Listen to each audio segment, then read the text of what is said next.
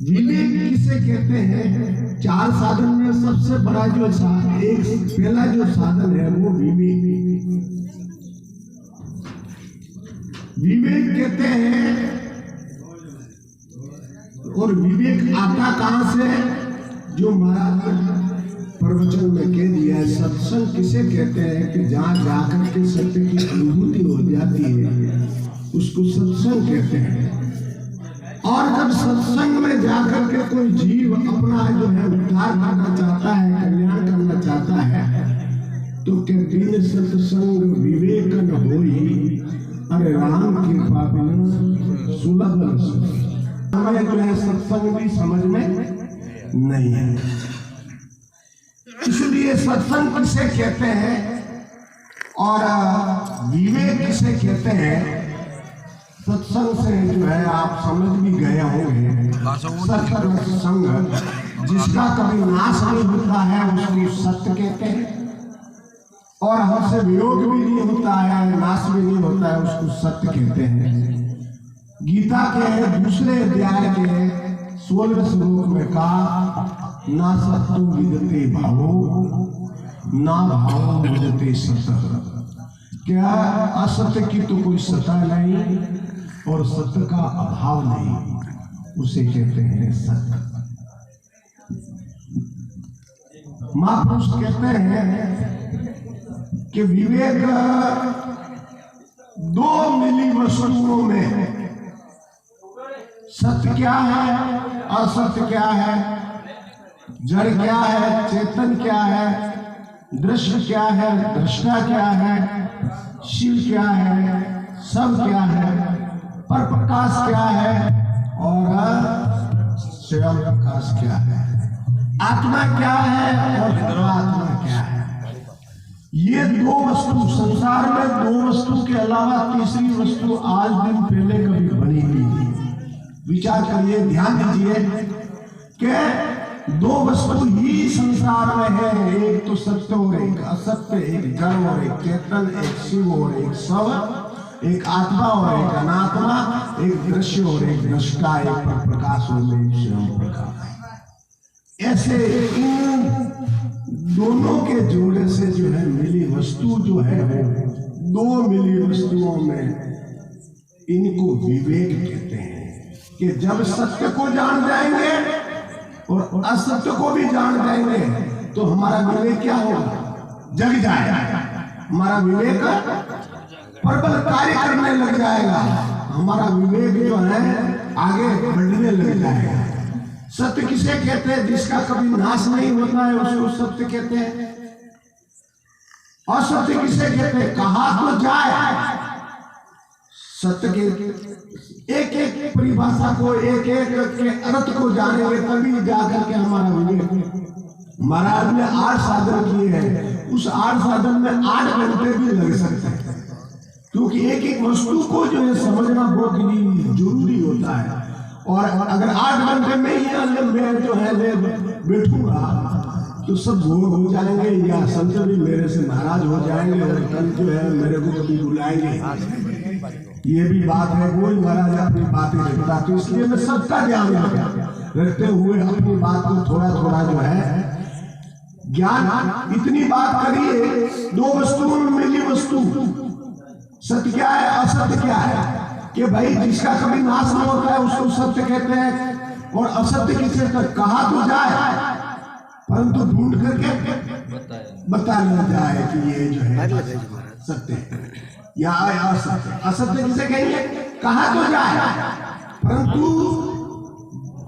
यानी ढूंढ करके खोज करके बताया नहीं जाए। जैसे संसार है, कहा तो जा रहा है संसार है, कहा तो जा रहा है संसार है, अब खोज करके बताओ संसार कहाँ है? पकड़ो उसको, पकड़ करके बता सकता कोई?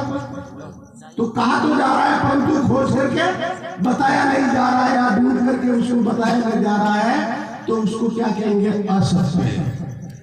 शरीर सत्य है या असत्य है? असत्य है। अब शरीर में मेरा नाम मांगीलाल है, अब मेरे को पकड़ करके बताओ मांगीलाल कहाँ है?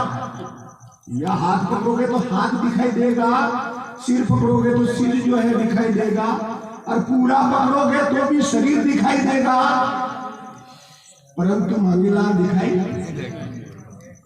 इसलिए वो असत्य है, मुर्दा हुआ असत्य है।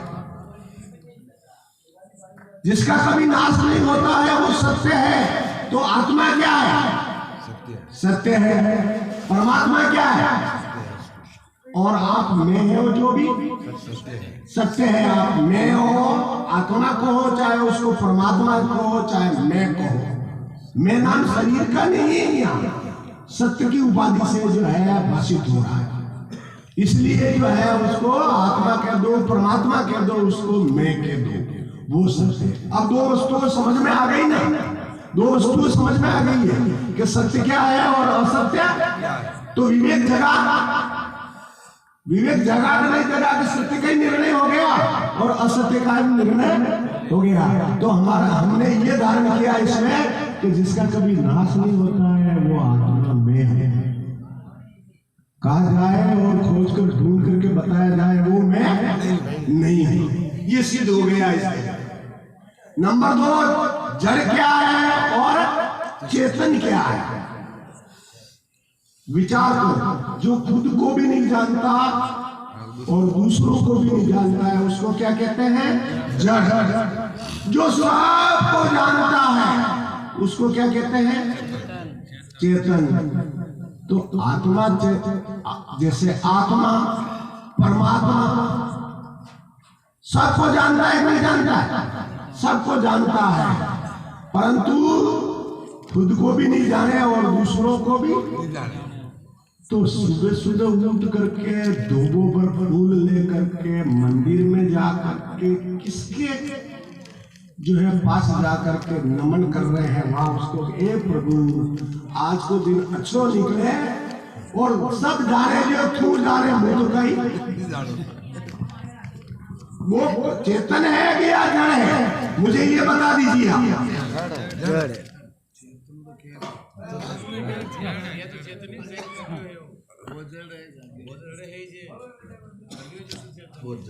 मैं आपसे निवेदन कर रहा हूँ परिभाषा को सही तरह समझे। जो खुद को भी नहीं जाने और दूसरों को भी, उसको कहते हैं जड़।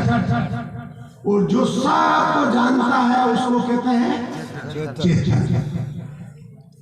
तो हम सुबह सुबह ना धो करके तिलक माला करके फिर जो इतना प्रयास करते हैं, 4 बजे उठते नहाते हैं और जल्दी जल्दी जो है किसी बगीचे में जाते हैं, पाप करते हैं, बड़ा फूल अच्छा लगा हुआ है बगीचे में, सुंदर दिखाई दे रहा है, उसकी खुशबू चारों ओर फैल रही है, परंतु उठा करके उसको जो है ला करके थैली में डाल करके और फिर कहाँ जा रहे हो? कि मैं तो शिव जी के मंदिर में जा रहा हूँ, मैं तो माता जी के जा रहा हूँ, और उसको ऊपर धारण कर देते हैं।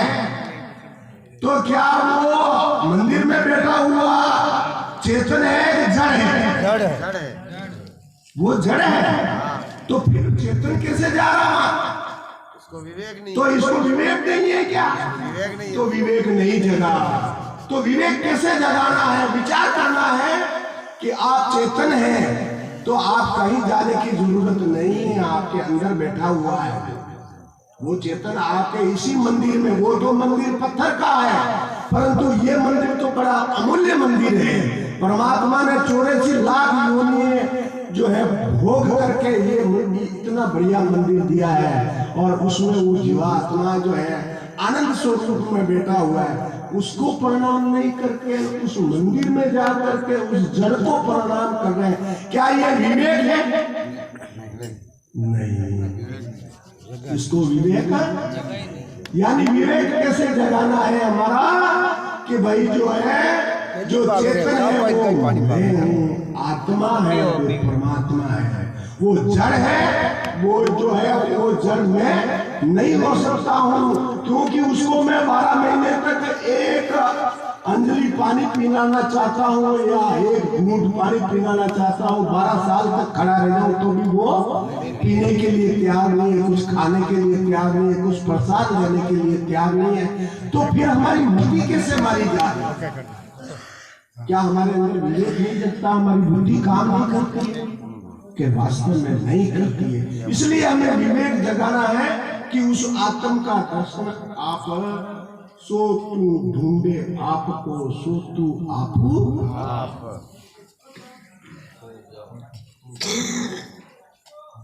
वो विचार सागर के अंदर कहा है, बोध जाको स्वीकृति भजत राम निष्काम, अरे सो है मेरो आत्मा में किसको करूं प्रणाम। विचार सागर के लिए वेद को उठा करके विचार करो तो जा करके अपना जो है विवेक जगे। कभी वेद के महापुरुषों की बात तो हम मानते नहीं है और अपनी मर्जी से जा करके कहाँ जा रहे हो। शनिवार को जो एक भाई ने पूछो हमारे रस्तोवटी से रस्ता माती से वो रोजाना पैसा दे तो डेरो जा के खजूरिया बाग जी। मैं किसी की क्रिटिसाइज नहीं कर रहा हूँ, परंतु उसको कहा कि क्यों जा रहे हो कि हमारे जो है बड़े मैंने कहीं तो कब बनी मैं था कहीं प्रयास नहीं किया मैं जो थाने कहीं वीडियो तो था कहीं प्रयास नहीं किया के कहीं कसी बात करो मारसा मैंने और कह जो है कसी बात करो मारसा। अरे मैं क्यों थाई कहीं तो वीडियो भी खजूरे बाजू थाने दे दी तो थाई कहीं तो बड़ी मिलने जो है पूछो रहेगा कहीं तो जो है धूप अगरबत्ती की रहेगा थाको प्रयास थाई किदो रहेगा कि वो तो सब चीजों ही सो पड़ के अब आगे अब यार काम नहीं मिली लो है वो विवेक नहीं जागी हुई है। तो कहने का मेरा तात्पर्य है दो वस्तुएं संसार में जिसको एक को पकड़ लो और एक को क्या कर दो त्याग दो। एक को पकड़ने से क्या हो जाएगा कि वो स्वयं ही अपना जो है स्वरूप बन जाएगा। 8वें अध्याय के अंदर भगवान कृष्ण कहते हैं 6वें श्लोक में ये मैं विवाह स्मरण तयज पहनते कलेवरम तम वेती। अरे हरिओम